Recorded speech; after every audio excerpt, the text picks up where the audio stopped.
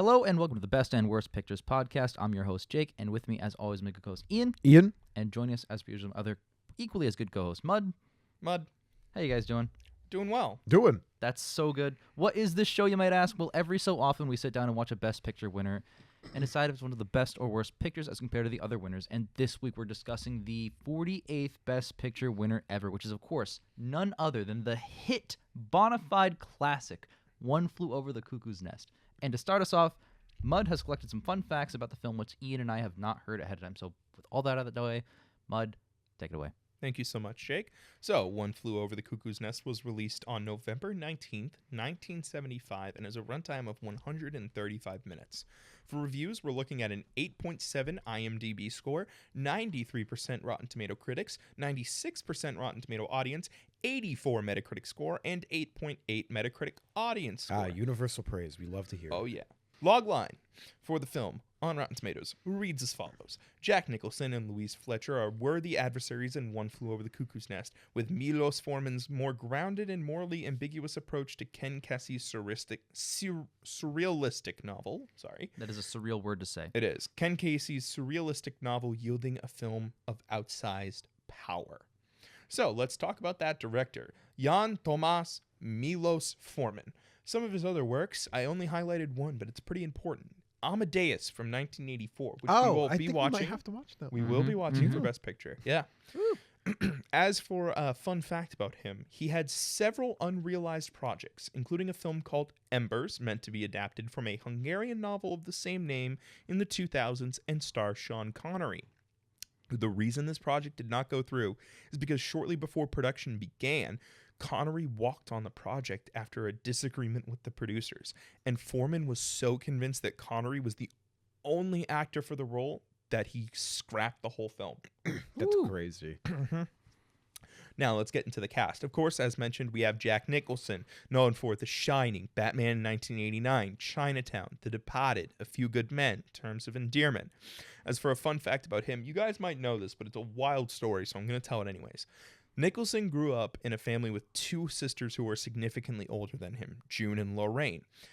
In 1974, he was informed by reporters for Time magazine that his sister June was actually his mother.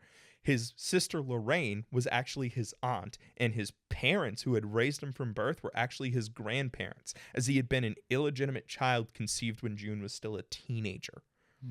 When he was informed of this, June and Ethel May, Nicholson's grandmother, had both passed away. Ooh. I did, in fact, know that. Talk about lack of closure.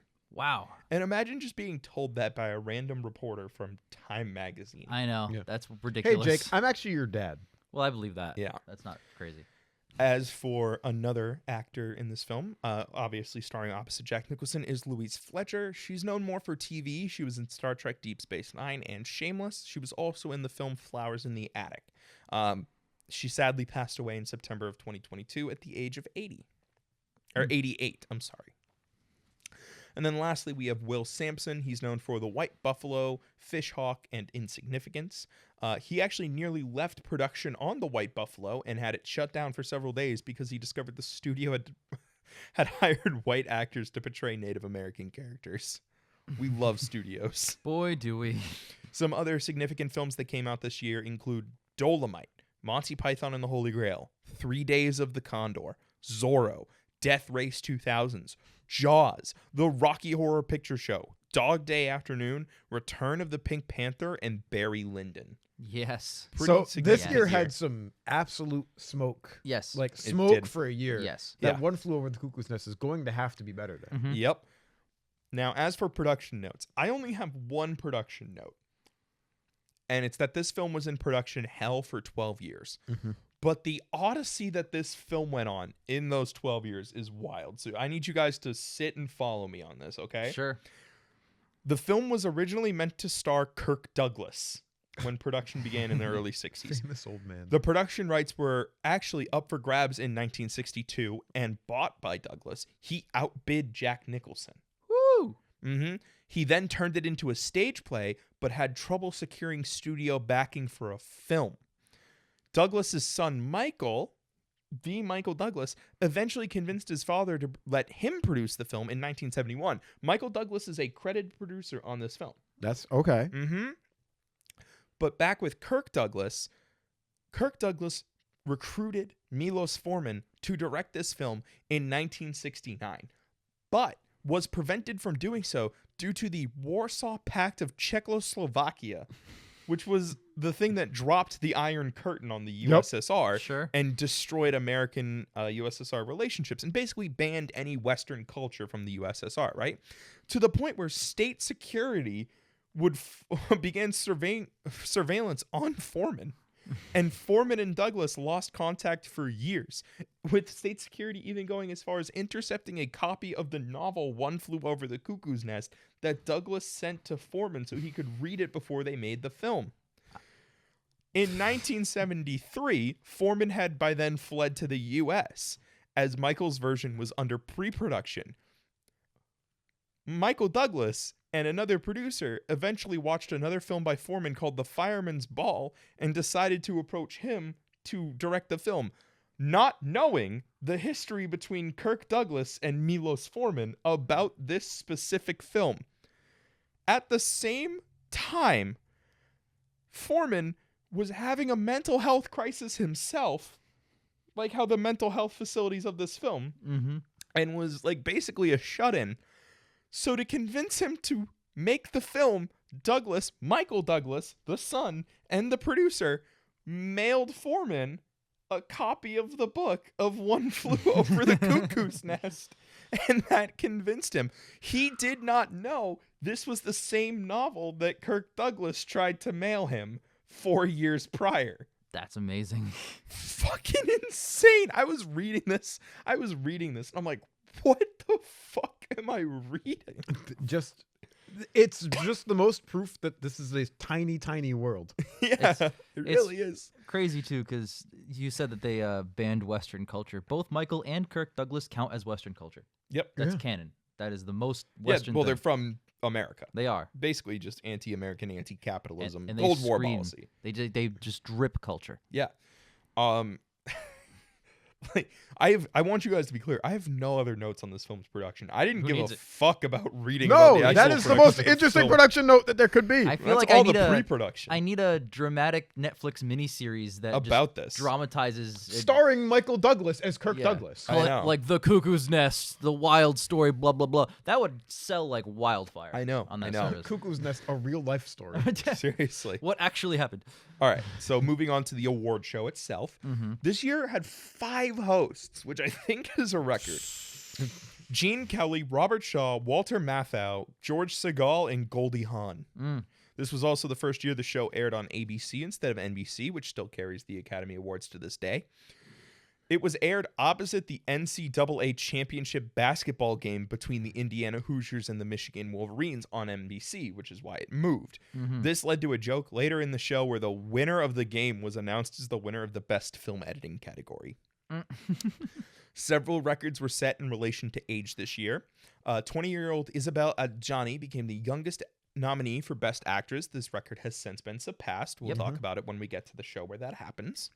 George Burns at age 80 also became the oldest winner of Best Supporting Actor and the last person born in the 19th century to win an award for acting. This record has also since been surpassed. Except the 19th century one. Yeah, that one can't. That can't be surpassed. passed. But the oldest thing has been surpassed. Jaws won every award it was nominated for except Best Picture, Yep. taking home 3 awards, all in the technical categories. With 9 nominations and 5 wins, One Flew Over the Cuckoo's Nest started the night with the most nominations and ended with the most wins. Those 5 constitute what is considered the Big 5 categories. Yep. Actor, actress, director, picture, and one form of writing. To this day, only 3 films have ever gone for the Big 3. This is the second one we are watching. The first one was It Happened One Night in 1934. I film. think I know the other one. I want Ian to guess. I don't know it, so if you're wrong. Oh, I'm pretty sure it is The Silence of the Lambs. It is The Silence of the Lambs. Actually, now that you Yes. say that, like it Triggered. I had it 2 reminded guesses. me because I obviously I was looking up this film earlier. I had 2 guesses.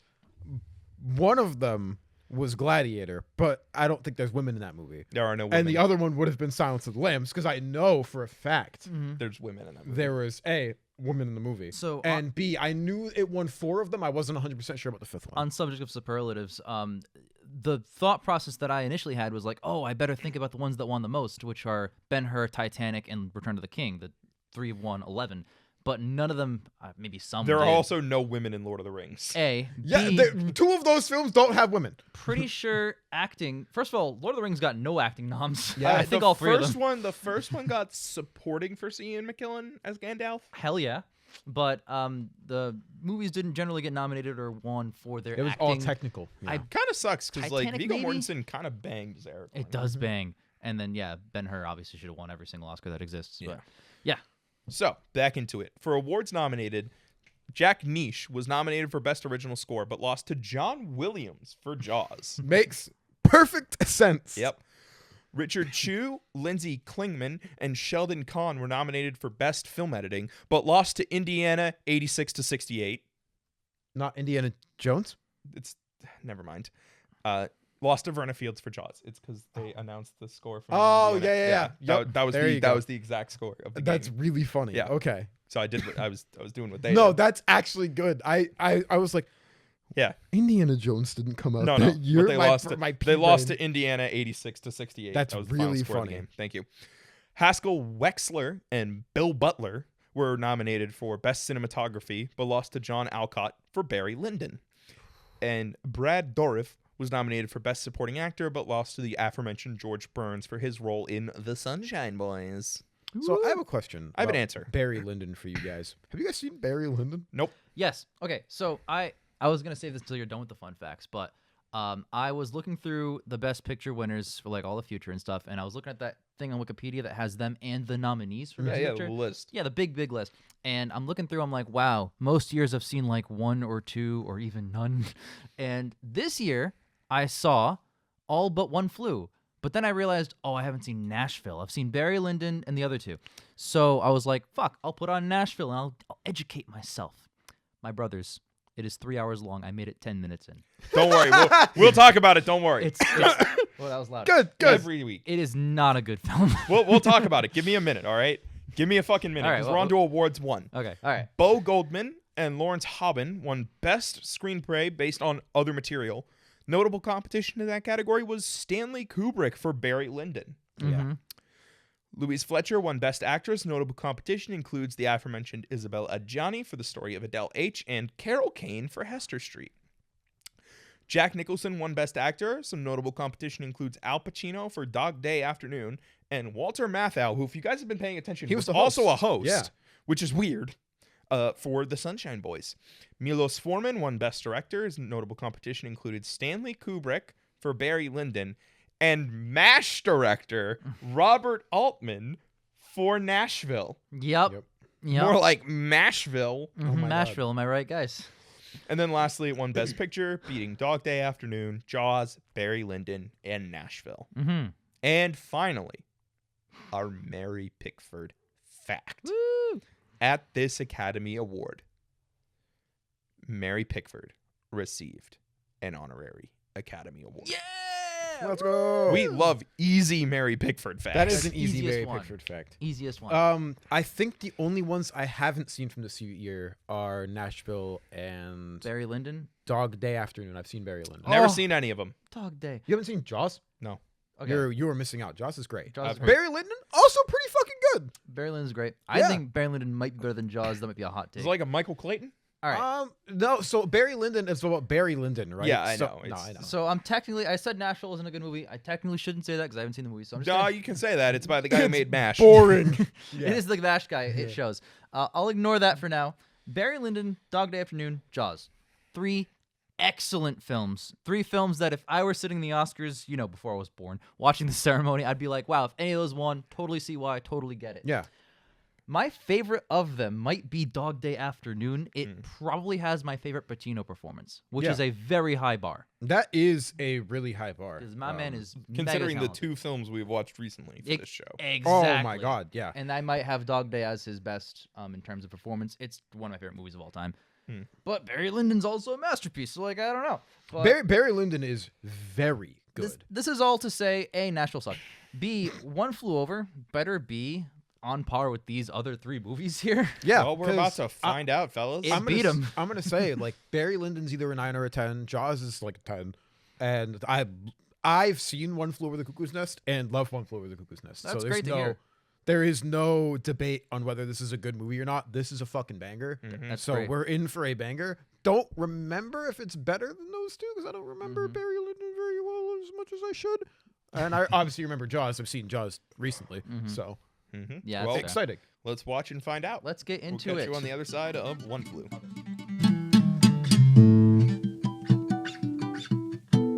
So we just watched One Flew Over the Cuckoo's Nest. How do we feel? Feeling pretty good. That was a good film. I really enjoyed Feeling great.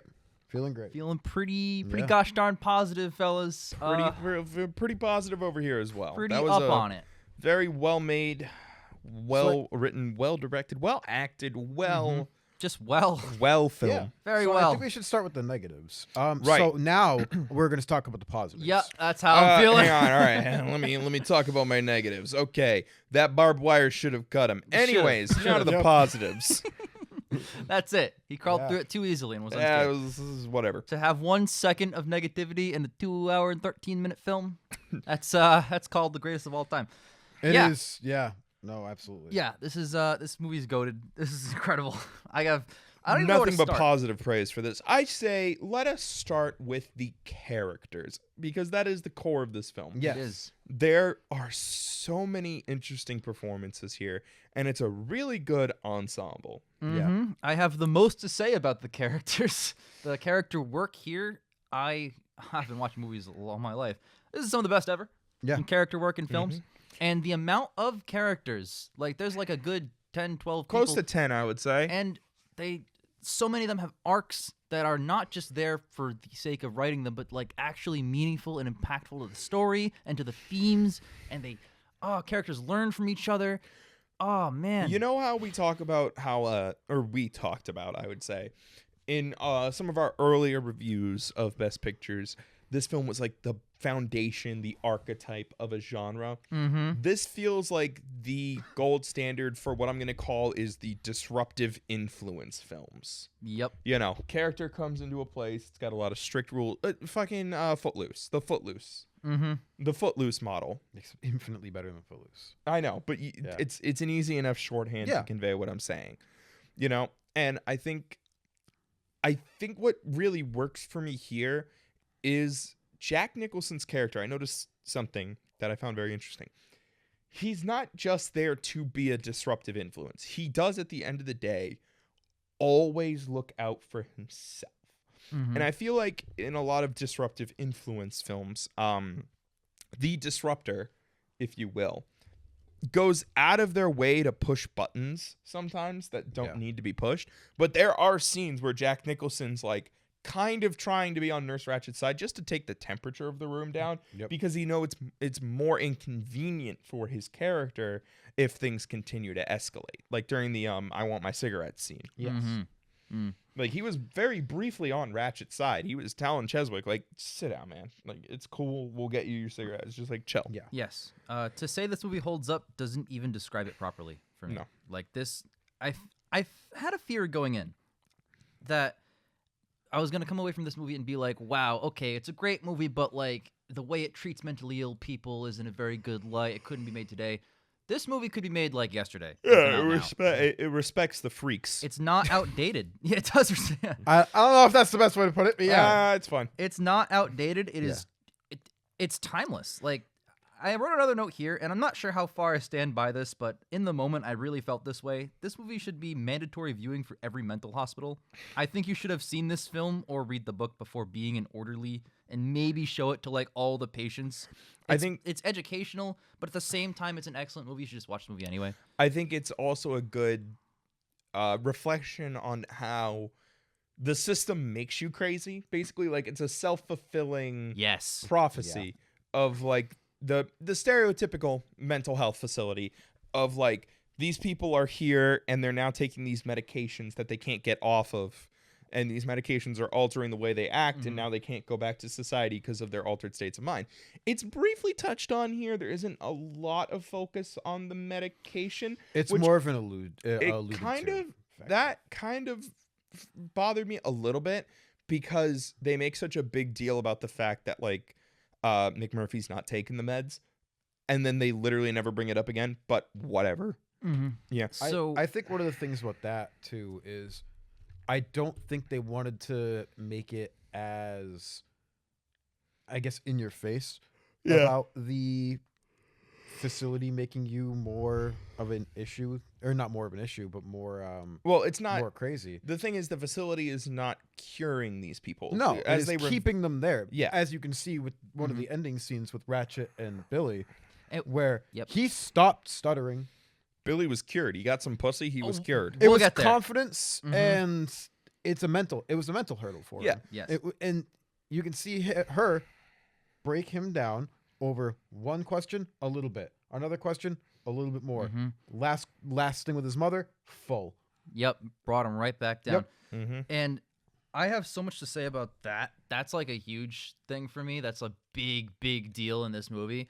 I do want to touch on, you said the facility, like the movie kind of shows that they make people crazy. I like how the facility is not one entity. Like there's Nurse Ratchet on the polar end, but then there's the guy from The Shining, the Scat Man, who's like basically the opposite. He's like, all right, I'll let you guys, you guys can have a little bit of fun here and there, but don't get me in trouble, even though he does get in trouble. He immediately gets That's Very a much really so. respectful. I like how, unlike say a lot of movies where like they lazily put like the villains as like cartoon bullies or Nazis or whatever, like it's very easy for the audience to hate them. They do work here. They're like, hey, some characters are more evil than others, but like the facility itself, it's more of a realistic environment.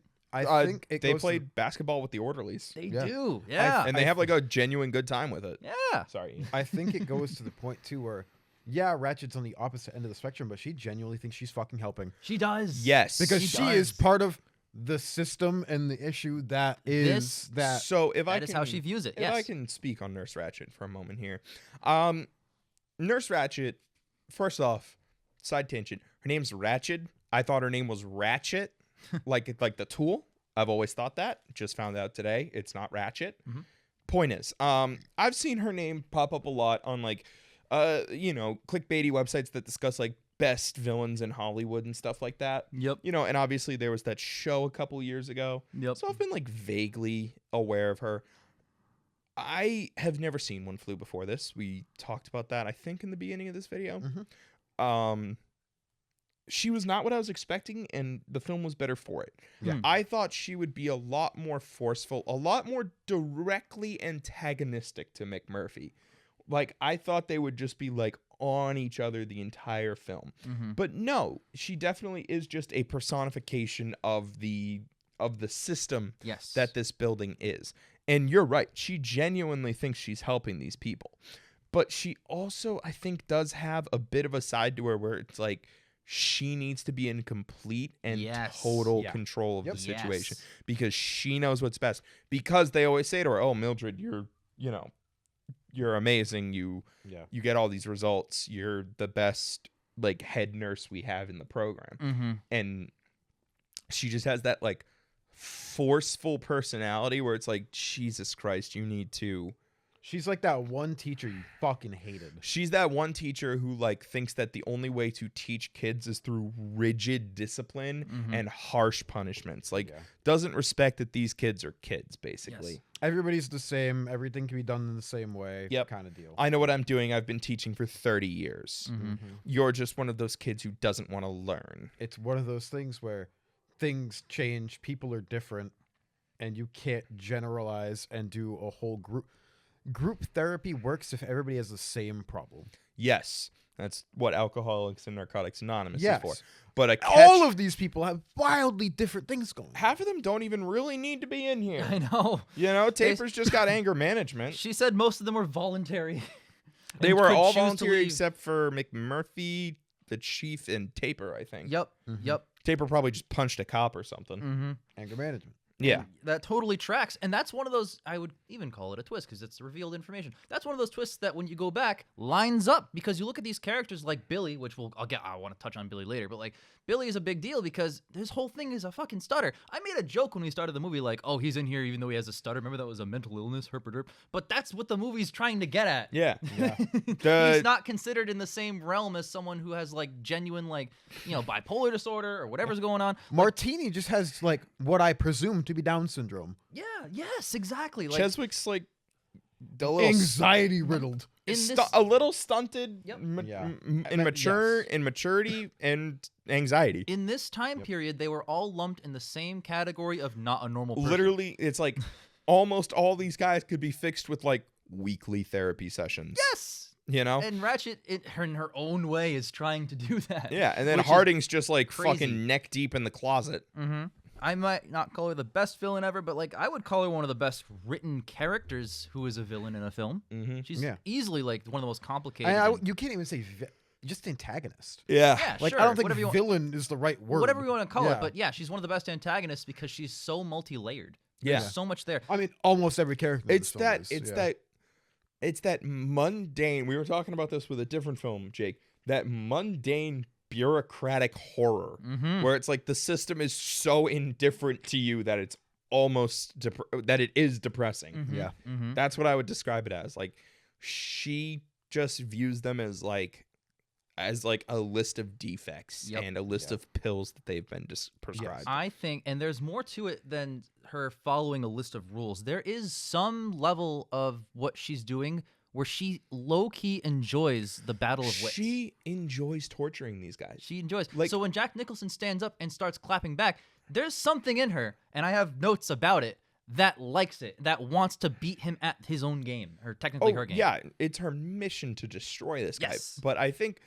what it is she likes breaking all of them, and he's clearly like the hardest one to break that she's Yep. had in a while. Yeah. I made a note. She really likes to humiliate these guys in like the public, like in the Mhm. group therapy. She was like, "So Harding, you think your wife is cucking you? Mhm. We're gonna talk about this the entire time. Yep. Tell me, are you incompetent in the bedroom?" And like there are these really good long shots where they hold on the person who's in the hot seat, Mm-hmm. and like you see them like struggling to answer her because she's asking them uncomfortable questions, but not in the constructive way where like Yes. this person can grow and like learn something about themselves. It's mhm. in that way where it's like It's a backhanded, demeaning way to ask. it's demeaning, it's Yeah. diminutive, it's like it's reinforcing your own negative Mhm. perceptions about yourself Mhm. and saying you are a piece of shit. You are exactly what your worst impulses say you are. Jake, Yep. you are a huge bitch. Why do you think You that are. is? Yeah. You know, like, like- well, that's obvious. And when you struggle to answer, that's when she repeats the question, and Yep. they have her repeat it off screen, so you see Mhm. them squirming, and there's no music, and it's Mhm. just a long take yes. of them just wishing they were anywhere else, and they are so effective. Mm-hmm. yeah. I think it's fascinating to kind of go off of her character a little bit. The scene where they're debating whether to send him back to the workforce or not. It's obviously up to Nurse Ratched, rather, because she's the one who spends the most time with him, as they point out. But she says that he should stay, and she gives like these like reasons why, like, hey, I think he could do more productive work here. Like, this is kind of where he belongs. So it's very subtle, but she enjoys it. She has something to prove with him to some extent. That she And- can break anyone. Yep, and it's barely mentioned in the film, but it's there, and it's one of those things where when you look at it in that light, oh my god, it lines up. It perfectly lines up with a lot of her actions and how she reacts to people, like shutting the vote down even though it was 9-9, but not revealing that actually you needed everybody's vote, and then she shuts it down before he actually gets another vote. Like, Yeah. she's purposely manipulating the goalposts so Yeah, that every she's time a he keeps fucking goalpost mover. yeah, Yeah. exactly. Because it's her. Mhm. This land is her domain. Yes, that is her. That is the dick measuring going on that she's trying to implement to beat him at the game that thinks he's inventing here. There's so much character work. I fucking love it. It's brilliant. And she never really shouts. No. That was something else. Is like she loses her temper and gets a little louder in a couple of scenes. Yeah, but it's always understandable. Like she's never like screaming at these people. Mhm. You know? Yes, exactly. I really enjoy just because we've talked about Nerds and Ratchet a lot, I want to move on a little bit, unless you guys obviously have more. Let me check my notes. The main thing I wanted to talk about was the way she puts people in the hot seat. Definitely. That's a good point. Oh, this is just a little note before we transition. I think it was really funny the noises Jack Nicholson made when he was trying to pick up that fucking slab of granite. He was like, eh. Yeah, it's pretty great. Anyways. The scenes where they're all interacting with each other, whether like it's fishing or stealing the bus, Or the movie group therapy scenes are all really good. Yeah. The movie is impossible to look away from. Like their interplay is like outstanding. It's just incredible. It's like one of the best interwoven casts of characters. I'm gonna call you out. You texted me Madam Web spoilers while we were watching this. Look away my ass. That wasn't during one of the scenes as mentioned. Bitch. Next. It's impossible to look away from this movie. Looks away from the movie. I didn't say the entire film. Jack's Nice performance. goalpost moving, Nurse Ratchet. I I'm didn't. kidding. I I'm was kidding. clear. I'm kidding. I was clear, but play stupid games. No, I'm kidding. We're all kidding. Chat, we're kidding. We're kidding. joking. Chat, we're please, joking. Chat. I'm hard. I'm not kidding. Jack Nicholson's performance in this movie is the kind of thing where, like, when you see it for like 60 seconds, it should have won an Oscar just right there. If the movie ended after the 2-minute mark, give it an Oscar. It's incredible. I do have some notes about that. I think it was very interesting. At the beginning of the movie, I mean, they obviously strongly imply, all but say, McMurphy is exaggerating his mental illness to stay committed. Yes. I think the best part is it's obvious from the beginning because he acts so fucking crazy when he shows up. He's big like time. dancing around. He's like kissing the fucking people who let his cuffs off. Yep. And then he walks in and he's like, "What's up, fellas?" Yeah. Like he did that thing where people lie poorly, where they Yep. they overact, they overstate. It's like a cartoony performance. Yeah.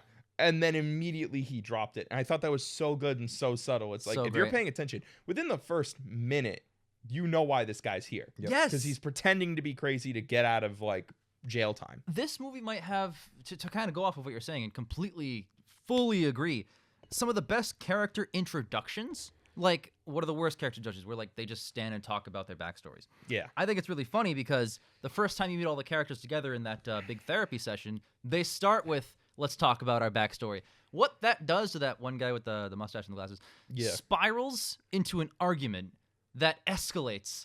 And that scene tells the audience about every single fucking character in that session. We know like 6 or 7 more people than we did prior. We know them weller than we ever did. And their character arcs are easier to understand because of that scene. This is like masterclass writing. Like, oh man, I'm just blown away at how effective that scene I know was. you also can't read, but the book is excellent at it as well. I haven't read the book. I wish I did. I didn't even know this was a book before researching this film. Mm-hmm. Yeah. Yeah, serious show instead of tell, which is funny because it starts out by just telling, like, my wife, blah, blah, blah. But it uses that. Yes, show. because then you understand everyone else in the room. You understand, his feelings and his insecurities, and then you start, it seeps over to Hardwick, and it seeps over to Christopher Lloyd's character, and it seeps over to Martini, and it just see it flows and goes to every other character, and you understand what each of them are doing in said situation, what all of their deal is, and then obviously you learn more about that as the film goes on, but it's a perfect baseline introduction to every character. And mind you, it introduces Ratchet pretty well. Muddy, what you were saying with her putting people in the hot seat, that's the seminal moment that does that. That's the proper intro scene of her. That is their proper intro scene. And the fact that keeps getting revisited later with future sessions, and how every time, based on what's the events previous, they act a little bit differently, and Jack Nicholson does a little bit more prodding and a slightly different approach each time. Oh my God. It's impressive. He adds an air to the room that amplifies everybody's confidence, but then also amplifies some of their insecurities at the same time. Yes. It's not that long after Jack Nicholson shows up at the hospital that all of the characters start genuinely enjoying their time together. Like, you'll notice before he showed up, they all fucking hated each other. They all couldn't really stand each did. other's presence. Every time they spoke, it was just a big insult contest. But I think that's really charming because the friendships you see it just feels so earned, like beyond what a lot of other movies try to do. And I think the best example of that is the relationship between McMurphy and the Chief. Yes. Yeah. Oh my God. It's clear from the first scene. So the first basketball scene where he's Mhm. trying to teach the chief how to dunk solely because the chief is tall. Yes. And that one orderly is like, why are you bothering with him? He's deaf and dumb. And then Jack Nicholson's character is like, yeah, so? I'm not bothering him. Yeah, exactly. And that's just so like, it's just the simple, like, the orderlies are treating the chief as like someone to herd, you know? Like, oh, he's deaf and dumb. We got to fucking take care of him. Mm-hmm.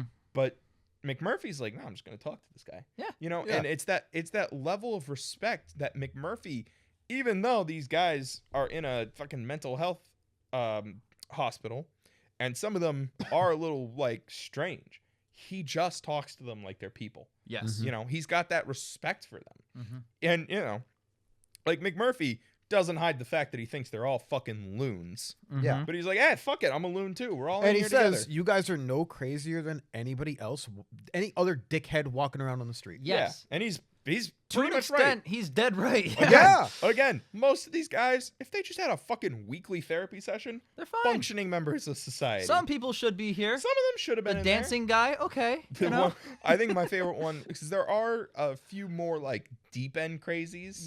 Yep. My favorite one was the one we hadn't seen before Jack Nicholson walks over to him. He's just like pinned to the wall. He's looking for votes, and that guy's just there, and he skips him. He skips He's him. the only like, guy I'm who not even skips. touching that guy. Funny scene. I love that guy because again, I'm pretty sure we He hadn't shows up seen twice. him Yeah. We have it. before that, and there's just like, by the way, this guy, he just like clings to the wall. It's Yep. like, sure, fuck it. The funniest fucking. That's the best part of the movie. That is one of the best jokes in that It's movie. funny because we haven't seen him prior and don't see him again. No, we see him in the party. In the party, yeah. But like other than that, those are the only two scenes that guy's in. We don't even know his fucking name. No, we No, don't. doesn't matter. Like, Doesn't matter. it's so like at least the dancing guy and like the shaky guy, like we see them in other scenes in the background. The guy who's tired. Yeah, the dude Yeah. is tired. The fucking bald guy, nope. He's done. that Yep. scene, the party, that's it.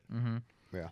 The twist with Chief is really great. Oh, it's so good. The dude. character was already really impactful, and that made him way more complex and recontextualized his earlier scenes. Like when he voted for baseball, he's yelling at him over and over again, and eventually he raises his hand. He heard him the whole time. He Yeah. could have raised his hand, but he's got to sell it. He's got to sell that he's deaf mute. That's still a big deal. So just the fact that you can, like, every twist you look back, it improves. Every twist you look back, it enhances the That's how you experience. know it's a good twist. It's full of good twists. And not like twists like there's one big linchpin twist like The Sixth Sense or something, but like throughout the story, the beats, they all enhance prior scenes, and it's just astounding how good it is. Yeah. Really is. It's an impressively made film. I think we should talk about Billy. That's my last note. Who would like to start? I want to talk about Chief Bromden more. Sure, go ahead, man. go ahead. If I We'll may. get to Pop Billy. off. I think he might be my favorite character in the movie because his arc is the arc we end on. We don't end on McMurphy's arc. We end on the Chief, and I don't want to say ritualistically slaughtering him, but No, killing, no, he no, kills it's not- him. it's not He puts him ritualist- out. He puts him out of misery. I because think he's you mean been mercy kill. Yes. Not ritualistic. Yes. There's nothing ritualistic He's about been putting a pillow he's on been someone's face. lobotomized, and he was talking to McMurphy about how his They're gonna father had alcohol problems, and it slowly took from him until he wasn't himself anymore. And at that point, what's the point of being alive? Yes. Yes. And he sees McMurphy come back. McMurphy gave him the strength, and like watching him and his reaction to everything and how he not dismantled but kind of disturbed everything in here. He wanted to go back out, and he had the strength to go and live his life again after whatever trauma appeared to him, and they obviously weren't going to let him out. Yeah. And he sees what he saw happen to his father in a much more severe way. They took something from McMurphy. They took him, the essence of him. When you've been lobotomized, bruh, Yeah, You're you're you're done. gone. You're done. gone. You're a meat slab. He lets him go because that's what he feels like McMurphy would have wanted, probably correct, and leaves. And that is masterclass, wonderful. Because not only does it serve McMurphy's arc, it also serves his own. And I love the twist where he looks at him and goes, "Thank you." And McMurphy just, you see him, he goes, "Yep," and he goes, Yeah. Slowly turns. Oh, towards him. when Chief he takes the gum. initially reveals that he can talk. Yes. Yeah. Yes. It's a great wide shot, and Jack Nicholson's head just slowly he nods turns. and then he goes, "Huh?" The best like, part dumb, is bro? he has to like confirm, so he hands him another piece of gum to like see if he says anything. He goes, "Oh, juicy fruit," and the dude's just like, or Jack Nicholson's character's just like, You Huh? fucking fooled him. Because he masterclass. It's so Absolutely great. wonderful. and it's deep into the movie when that happens. Yes. We're Yeah. over an hour in. Chief's been in a couple scenes, and Chief has not been one of like the main guys up until this point. Like, you know, Chief had been there in a couple scenes of significance. yeah, they but didn't take it him had mostly fishing. been, They like- didn't. Yeah, It had mostly been like Taper and Cheswick and Harding and Martini. Mm-hmm. yeah. Absolutely. It wasn't like he was a big involvement in the fishing part. He wasn't one of the main. I would say 9, I guess, because there were Yeah. 9 of them. Yeah, Um, he had been left out of significant scenes of the film. Yes, and then he picks up because he's the end of catalyst character for the arc, basically, Mhm. where McMurphy basically sacrifices himself trying to avenge Billy, which we can segue into. But like, I don't know if I'd call it that. no, he definitely could have just left, and instead he goes. Yeah, that's serious character work where he Yes. has the power to escape. And when that orderly put the belt around his fist to try and stop him, you know, assuming there was no scream after that, he probably could have tried and won, tried to actually escape and succeeded. But No, when but the they- orderly ran back because well, all the blood. that's what I'm saying. Yeah. Like when the scream happened and the orderly ran and he had a clear shot at escape, he couldn't leave. Yep. He was drawn Because right he was back. concerned about Billy. I Concerned agree about with, I Billy, agree exactly. with that. What I meant more was I don't think he sacrificed himself on purpose. You know what I mean? Like he definitely. I don't even know if he wanted to kill Ratchet in that I moment. think he did. You I wanted, think if He one- wanted. I don't think he knew what he wanted, but he knew he needed. Like he just despised. I that think was a lot of it pure was instinct. He saw her break him down, send her in there, and it happened. He went, "This is on you. this is on This you. Yeah. is your fault." Oh yeah, no. Ratchet is Yeah. the reason that Billy dies. Mhm. Yes. Spoilers. Yes. Well, Watch the you movie. wouldn't listen to this freaking show if you haven't at least seen the movie once. Yeah. But yeah. If we're getting into Billy, Yeah. the fact that Billy and Ian, you at the start of this hit on my biggest point. The fact that Billy overcame his stuttering after sleeping with Candy, but Nurse Ratchet brings it back by challenging his newfound self-confidence. Holy shit, the character work. It is so sad to watch that scene play out, to know that he actually acquired some level of confidence for the first time in his whole life, and then Nurse Ratchet purposely squashed it out to return things to the status quo because, as we keep mentioning, that is how she sees the solution. Yep. That is what she sees as the correct thing to do, to squash them right back down to where they are, to keep them in line. Because they can't be cured. Mm-hmm. They shouldn't be cured. They Yes. need to stay here with her. You know, like a normal nurse, if I can speak as someone who has no understanding of psychology, Sure. you would think in this moment, okay, he's finally overcome his problems, but clearly this is a new thing and it needs to be like, you know, it needs to grow. Maybe let's sit down and talk about it after we clean up the whole party mess. Not even really. sit down and talk about it necessarily. Just reinforce it. Yeah. Don't challenge. Like let it Mm-hmm. work itself. Like, you know, you don't go to the fucking newly sprouting plant and go, how deep are those roots, and just fucking shove your fist into the dirt That's and true, rip it that's out. true. You get some water, you put it in sunlight, and you know, you'll let it grow before you Yeah. start trimming it a little bit. Nurse Ratchet just takes her big old thumb and crushes that new plant right back into the dirt. Dude, yeah, she Ah. fucking reaches in and just rips the roots out. You Yep. know? Done. It's Oh, man. dude, no, it's vicious to watch. And like, you know, she's fucking surgical with it too. She's like, well, your mother and I, and this, that, and the other fucking thing. And it's just like you're hit. You like, Yeah, he's basically pleading at the end of that. yeah, like she Yep. knows how to read these people, and it's just like she's using her powers for evil. Yes. Yeah. Yes. She knew That- what she was doing to him. She didn't know it would end in that, but she knew the mental state she was putting him in on purpose. Yeah, because obviously he is mistaken because he couldn't have made growth without her Exactly. because she's the nurse. Exactly. Like there's a smaller scene that kind of alludes to the same idea where I forget his name, but the guy who's always like meek and timid with the That's like glasses. half of them. The Harding, fat guy. No, it's Cheswick. It's likes the Cheswick. cigarettes. It's Cheswick. That's Cheswick. Okay, great. Yeah, so him, the scene where he really wants his cigarettes, he's all like yelling and freaking out, and the orderly's got to get involved. And Nurse Ratched is like, "Hey, get everyone over here, put him down, maybe sedate him, whatever." And Jack Nicholson's like, he just wants a fucking cigarette. If you give him a goddamn cigarette, he's gonna be totally fine. So he breaks the window and grabs cigarettes and gives them to him. Nurse Ratched, of course, would never have done that because that's outside of her little rules and her little system. No, is what you're talking about. He was challenging her authority, so she's not going to reward him with the thing that would just calm him down. Exactly. Even though that thing would be the solution to the problem and would have no consequences. Yep.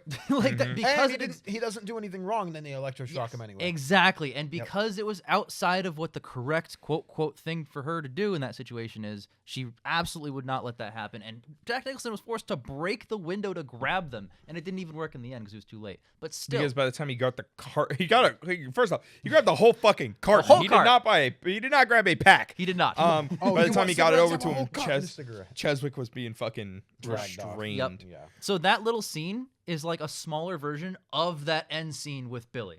And one of the better parts of that scene too is that's when we first see Chief Bromwell defending Yes. McMurphy, yeah. Murphy. Yes. Because all three of them end up going to Yep. electroshock. Huge. Also, if I can talk about the aftermath of the electroshock, the first time Nicholson's character walks back in and is pretending that like he got fucking zapped to high hell. He walks in, he's like doing that like shuffle. He's got his jaw open. He's not really focused on anything. Oh my God. Yeah, The amount of tension in that scene and the fact that there is no payoff to Nurse Ratched's reaction. Because eventually McMurphy's like, I'm just kidding. Aren't we having a great time? You fucking idiots. You thought I was some slack-jawed dimwit. Look at you. How we doing, Nurse Ratched? And she's just like, by then, walls are back up. Yep. But I fucking wish we had just like one shot of just her face where she did like just not even smile, but A something. twinkle in her eye. You know, Yeah. the problem has been solved. Yeah.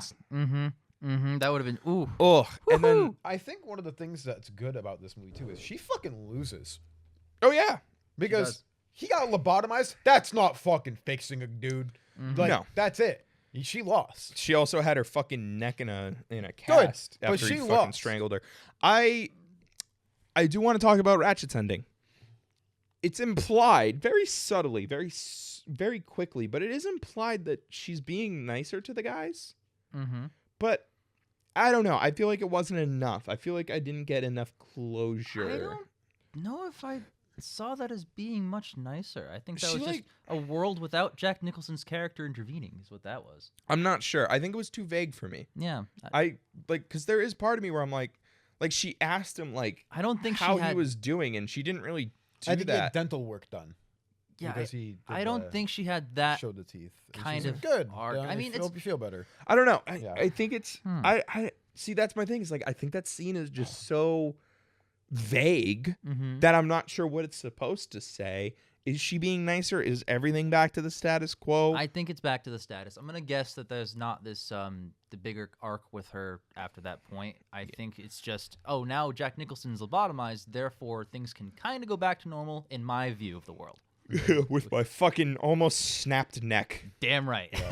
No, I think that scene was just to reintroduce everybody back after the aftermath, where it's like, oh, I talked to this guy and he said this, and no, he never, that's not how it is. Yeah, yeah. And then everything else happens where Yep. Jack Nicholson comes back. Chief's like, we're leaving, and he's a vegetable man. Chief lets him go. He takes him out behind the shed and smothers him with a pillow. Not even. He does it right in the bed Yep. in front of everyone, Wah, wah. in front of his mom. Yeah. No, it's very powerful. Very, It very, is a good scene. very powerful. Yeah. Reminds me of the ending of Mice and Men a little bit. Look at the flowers, George. Look at the flowers, George, because you know what is going to happen to him later on, whether it's what happens to George, where he's probably going to go to jail, or the chair, or lethal injection. He doesn't understand. Yeah. And the same thing with Jack Nicholson's character is he's going to have to live the rest of his life as a husk. Mm-hmm. And with what He's he, effectively already dead. with what he gave to everybody else in that ward. That is the appropriate thing in Chief Bromwell's mind to do. Yeah. Yes. Christopher Lloyd, fantastic. Danny Vito, fantastic. All of them did a great job. There's Dude, not a weak Christopher performance. Lloyd was full send from the start of Yeah. the movie, and I loved it. He was fucking screaming and shouting and bouncing off the And walls. I didn't I expect him to be so do lovable. want to say that this is going to be, I don't know how much you guys know, but I don't love Jack Nicholson as an actor. Mm. He is not one of my favorites. I would say for me personally, I am inconclusive. I haven't seen much Jack Nicholson. I've seen a healthy amount, and I love the guy prior to this movie. Yeah, I'm not going to, oh, he's my favorite. Fucking A1 performance, man. Absolutely fantastic. Yeah. Beautifully done. Yes. Yeah. He sold everything. Yeah. He's incredible. I will give props to people when they deserve the props. 100%. I think this is Perfectly immaculately great. encapsulates that character. Like, Mhm. he's the guy that you definitely know Mm-hmm. who, like, half the time you love him and you think he's really funny to be around. And then the other half, you're like, dude, just fucking Calm let it down. go. Yep. Let it go. Yep. Calm down. Like, you don't always need to get the last word. Yeah. You know? He adds something. I feel like you could have casted another talented actor, and the script is still excellent, and it still would have been a great movie. But he specifically adds something to the role, Yes. and it Now just, imagine if this was Kirk Douglas. yeah, it's not necessarily on the page, I don't think, because you can't describe the faces Jack Nicholson makes. They're just Nick iconic and unique, and it's amazing. But he's just with his like head turns and tilts in the therapy sessions. You can read that guy without saying any fucking words. He looks like a scumbag. He does. It's the hat. It is. It's the hairline, too. He is a very expressive actor. Very expressive. I will always But give he's him that. expressive when he needs to be expressive. He can also be very underexpressive. Well, it's because of the expressiveness where he's not making all of those over Yes. expressions. So you're like, normal. Yes. Got it. Yeah. Or even like a great showcase of his acting skill is when they're about to shock him and he's just big chillin', insulting everyone around him, making jokes and stuff. But when those electrodes go through him, the world changes. And there is also that moment where he slowly starts to question what's going on. He's like, what's that? Conductive. And he goes, okay. Yeah, What's yeah. this for? So you don't bite your tongue. Yeah. Huh? Oh, okay. Sure. Putting it together. Oh man. And it's not like he's like resisting. He's like, oh, fuck. God damn. Because he knows he's not going to stop a room Yeah, full he's of like, 10 people. he's like, this is not gonna happen. Yeah. But I'm not happy about it. And man, just the camaraderie in this movie from scene 1 to scene end is great because it's a progressive. Oh, I like this guy after the first scene where he kind of comes in, disturbs a little bit. Yeah. Everyone's arguing, starts the gambling thing. Everyone's getting a little bit more in there, breaks them out. And at that point, they're like, dude, this guy's fucking crazy. But they go along with it because what are they going to do? Fishing, everyone starts getting more happy. Yep. And that's when it really starts clicking together. Then you get the basketball scene. The baseball scene before that, too, where The fake baseball Yeah. announcer scene, yeah. Yes, where everything is just starting to go. It's just a cast of people who exist with each other to noticing similarities with each other, talking to each other more, gambling, playing cards a little bit more, where it's not just bickering. Like, it's a unifying force in a disturbed way. Yeah. Not disturbed in the case of, but like where he starts disturbing the norm and everybody starts settling in when the norm is disturbed, which is kind of strange. It's chaos can also bring order, basically. So Ian has seen this film. Mud didn't, but knew the ending, and then I didn't know anything about it. I've seen the film and read the book. So it's 3 layers. Yeah. Yeah. No, It's kind of and, interesting. Book adaptations are very hit or miss most of the time. Agreed. This one hits on every level. It encapsulates exactly what the author wanted when he wrote the book. Do you know the author did a bunch of LSD before writing this book? Fuck yeah. We no love way. that. Yeah. He That's did. crazy. Yeah. No, there's a whole. I could have done a whole fun facts about the guy who wrote the book. To be quite honest, he's a mental. He went for it and he hit it because the book is phenomenal. No, it's just a well written, incredibly well acted, well cast. It's very relevant still too. Yes. I think that's Yeah. one of the things is you can have all of these things and have it fall out of relevance a little bit, and it takes away from it at some point, where this is still fully relevant, whether it should be or not. That's one case, but I really, really love the whole chaos can help bring order, because the same old routine can be part of the root of a problem. Yes, absolutely. And religiously sticking to what the rules quote quote should be is never a good idea long term. And believing simply because you are in a place of authority that your word is best. Yes. Yeah. There's a lot going on. There's so much. There's a lot going on. So, fellas. 10. Sorry, I thought we were doing out of 10s. This is a 10 out of 10. This is a fantastic 10. film. This is a 10 out of 10, yeah. I think it's a 10 out of 10 Yeah. as well. Universal praise, baby. I can't say, it's the best one, but like, fuck, it's up there. It's definitely not the best one, but it's easily in my top 5. Yeah, maybe my man. top 3. Like, it is phenomenal. It's I've already slotted just mine. great. I want to know where you guys slot. We're slotting Where for is it? audience listening at home. You know what? I'm going number 2. It's right below The Godfather. Wow. It's above Godfather Part 2 for me. All right. Let me see. Ian's thinking. I had Wheels are turning. I had to find my document because I didn't know where it was. Yeah, I might have to agree at number 2, at least Okay. for now. All right. Well, boys, what's your best and worst?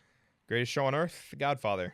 Best and worst. The best is greatest show on earth. No, So best is Godfather. so The Godfather 1 and 2 are the best because they're a continuation of the same film. I'm ranking them together. That is an Same characters. absolutely valid take. I would love for that to be. That's my one and one. Both no, of them. I think that's a valid And the take. worst film is the film that glorifies pedophilia in GG. Okay. Boys, as Rhea said, I didn't say it. It might be recency bias, but it's my favorite one. It's No, my favorite also a valid take, Yeah. my number friend. one. The It best is a one valid take. so far that we have watched for this show, and it's going to be difficult after this entire show for it to leave the top 5 or 10. One Flew Over the Cuckoo's Nest is my favorite one so far, and Tom Jones is a bag of shit. So Completely understandable. I'm going to restructure my top 10 of all time list after I finish the Best Picture show, like when we get up to modern day. You think this one's going on there?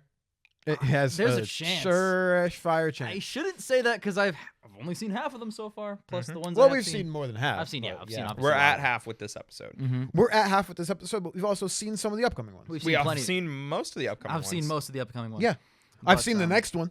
So we'll catch you guys next time for Rocky. Rocky. Ian's least favorite film of all time. No, I And- love Rocky. And I'm hold on, fellas.